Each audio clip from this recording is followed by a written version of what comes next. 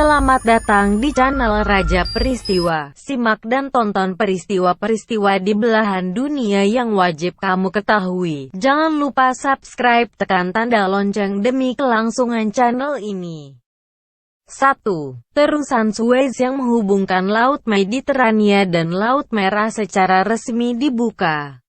Terusan Suez di sebelah barat Semenanjung Sinai merupakan terusan kapal sepanjang 163 km yang terletak di Mesir, menghubungkan pelabuhan Said di Laut Tengah dengan Suez di Laut Merah. Terusan Suez diresmikan tahun 1869 dan dibangun atas prakarsa insinyur Prancis yang bernama Ferdinand Vicomte de Lesseps. Terusan ini mengizinkan transportasi air dari Eropa ke Asia tanpa mengelilingi Afrika. Sebelum adanya kanal ini, beberapa transportasi dilakukan dengan cara mengosongkan kapal dan membawa barang-barangnya lewat darat antara Laut Tengah dan Laut Merah. Terusan ini terdiri dari dua bagian, utara dan selatan Danau Great Bitter, menghubungkan Laut Tengah ke Teluk Suez. Dalam era Perang Dunia I, terusan Suez yang saat itu berada di bawah kekuasaan Inggris diserang oleh pasukan Jerman dan Turki Ottoman. Posisi Suez yang sangat strategis, yaitu menghubungkan Laut Mediterania dan Laut Merah, menjadikan terusan ini objek rebutan antara pasukan sekutu dan poros. Saat Mesir dipimpin Presiden Gamal Abdul Nasir, terusan Suez pada tanggal 26 Juli tahun 1956 dinasionalisasi pihak Mesir. Hal ini memicu terjadinya krisis Suez karena Perancis tidak terima Suez dikuasai Mesir. Pada tanggal 29 Oktober tahun 1956 terjadi serangan gabungan dari Israel, pasukan Inggris dan Prancis di Mesir.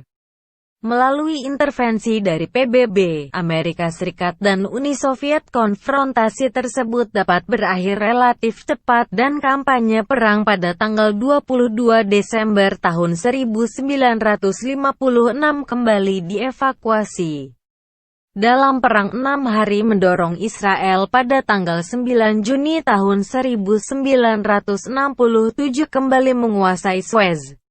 Terusan Suez tetap tertutup untuk pengiriman dari Mesir dan menempatkan di perbatasan antara Mesir dan Israel. Israel mendirikan sebuah garis pertahanan, yaitu garis Bar-Lev, dan menguasai Semenanjung Sinai. Dalam Perang Yom Kippur, pada tanggal 6 Oktober tahun 1973 Suez berhasil dikuasai oleh pasukan Mesir.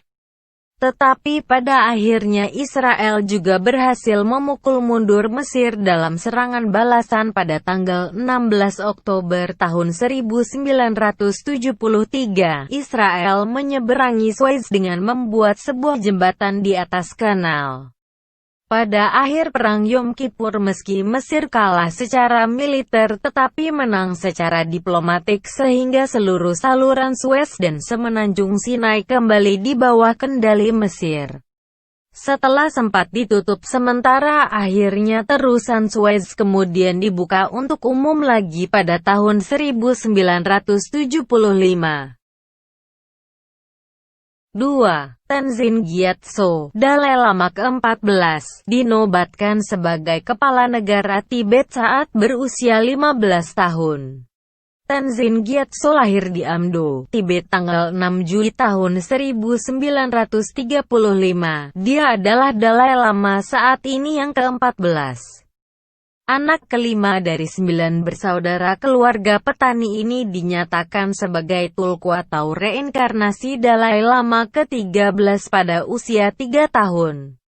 Pada tanggal 17 November tahun 1950, ia naik tahta sebagai kepala negara Tibet di saat pendudukan daerah itu oleh pasukan Republik Rakyat Tiongkok.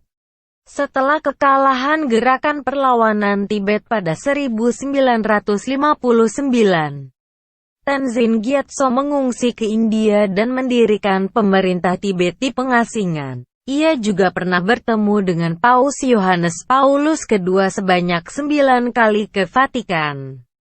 Ia juga pernah bertemu Bunda Teresa di India. Tenzin Gyatso merupakan Dalai Lama pertama yang mengunjungi dunia barat. Pada 1989, ia menerima penghargaan perdamaian Nobel. Pada sebuah ceramah yang disampaikan pada tanggal 10 Maret tahun 2011, Dalai Lama ke-14 menyatakan bahwa menyampaikan pendapat atas perubahan kepada konstitusi dari pemerintahan Tibet dalam pengasingan yang akan menghapus peran Dalai Lama sebagai pemimpin negara, menggantikannya dengan seorang pemimpin terpilih. Jika hal ini diterima oleh parlemen pemerintah Tibet dalam pengasingan, keputusan ini akan menyatakan pengunduran diri Dalai Lama dari peran politik resminya, walaupun ia akan tetap mengemban posisinya sebagai pemimpin agama. Ia menyampaikan pengunduran dirinya secara resmi sebagai pemimpin politik kepada parlemen Tibet dalam pengasingan di Dharamsala, India, pada tanggal 14 Maret tahun 2011. Dalam Buddhisme Tibet, para Dalai Lama adalah garis tulku dari pemimpin Gelugpa yang dapat dilacak kembali sampai 1391. Pemeluk Buddha Tibet percaya bahwa Dalai Lama adalah perwujudan insani dari Bodhisattva of Compassion. Antara abad 17 dan 1959, Dalai Lama adalah kepala pemerintahan Tibet mengendalikan sebagian besar negara dari ibu kota Lhasa. Dalai Lama adalah kepala Tibetan Buddhism. Dan para pemimpin dari keempat aliran percaya bahwa Dalai Lama adalah lama tertinggi dalam tradisi Tibet. Ia sering dipanggil His Holiness. 3. Aktor Arnold Schwarzenegger dilantik sebagai Gubernur California. Arnold Alois Schwarzenegger, atau yang lebih dikenal dengan Arnold Schwarzenegger, adalah seorang aktor, binaragawan, politikus Partai Republik dan pengusaha yang juga pernah menjabat sebagai Gubernur California ke-38. Ia terpilih pada tanggal 7 Oktober tahun 2003 dalam pemilu yang dipercepat untuk menggantikan Gray Davis dari posisi gubernur. Schwarzenegger dilantik pada tanggal 17 November untuk memangku masa jabatan Davis yang tersisa hingga Januari tahun 2007. Schwarzenegger yang lahir di Thal, Styria, Austria, pada tanggal 30 Juli tahun 1947. Awalnya berkewarganegaraan Austria. Setelah bekerja di Britania Raya secara singkat, ia pindah ke Amerika Serikat pada 1968. Sejak 1983, ia berkewarganegaraan ganda, Amerika Serikat dan Austria. Ia menikah dengan Maria Shriver, namun pasangan ini akhirnya bercerai pada tahun 2011 lalu, setelah 25 tahun pernikahan mereka. Schwarzenegger besar di keluarga yang memiliki aturan yang ketat. Ayahnya, Gustav Schwarzenegger, adalah seorang kepala polisi lokal dan ibunya, Aurelia, tidak akan segan memberi hukuman jika anak-anaknya melakukan kesalahan. Keluarga Schwarzenegger adalah penganut agama Katolik Roma yang taat. Mereka menghadiri misa setiap minggunya.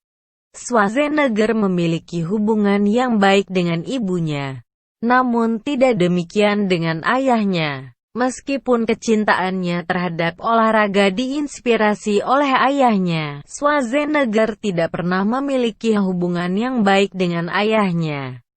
Pada saat ayahnya meninggal, ia bahkan tidak hadir pada pemakamannya. Keinginannya yang begitu kuat untuk merubah hidupnya dan pindah ke Amerika adalah alasan mengapa ia ingin menjadi binaragawan profesional.